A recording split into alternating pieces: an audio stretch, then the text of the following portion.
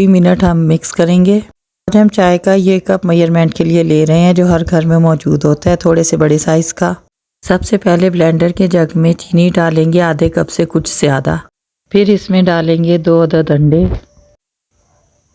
1/3 cup oil और 1/4 cup milk. अब डालेंगे 1 चमची वनीला एसेंस। अगर आपके पास लेमन एसेंस है तो वो भी ज़रूर 1 चमची डालें।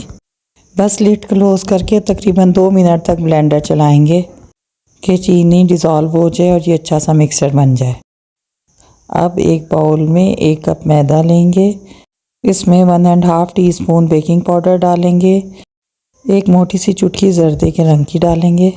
फिर लिक्विड मिक्सचर को इन ड्राई इंग्रेडिएंट्स में मिक्स कर देंगे। लिक्विड मिक्सचर को आहिस्ता आहिस्ता डालना है, एकदम नहीं डालना, और मैदे को बीट नहीं करना बल्कि हल्के हाथों से मिक्स करना है, वरना ग्लूटेन पैदा हो जाएगा और ये केक नहीं फूलेगा। तो इसको तकरीबन 3 से 4 मिनट लगते हैं मिक्सचर तैयार करने में। अब हम इसे स्टोव पे बेक करेंगे बग़ैर ओवन। अगर माइक्रोवेव में बेक करें तो इसका टाइम 6 मिनट है। अच्छा सा मिक्स हो गया है तो अब हम केक पैन को ग्रीस करेंगे।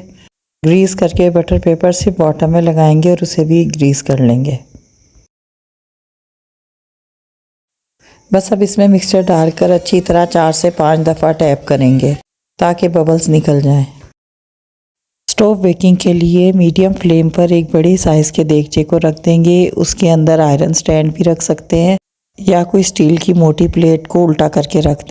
5 मिनट प्री हीट हो जाए तो इसके अंदर केक पैन रखें, बंद करके इस पर वज़न रखें। 10 मिनट के बाद आंच मीडियम लो कर दें। 20 से 25 मिनट के बाद खोल कर चेक करें। छुरी की नोक या फोक से चेक करें, अगर अंदर से ड्राई निकले तो इसका मतलब है केक तैयार है। देखें किस कदर खूबसूरत गोल्डन कलर आया है स्टोव बेकिंग पे भी। और अगर केक अंदर से गीला हो तो मज़ीद 5 से 10 मिनट तक बेक कर लें। साइड से नाइफ से लूज़ करके इसको किसी चीज़ पर उल्टा करके निकाल लें। बटर पेपर उतार लें और सीधा करके इसके स्लाइसेस काट लें। ये देखें ये किस कदर सॉफ्ट है, जायके में भी बहुत मज़ेदार।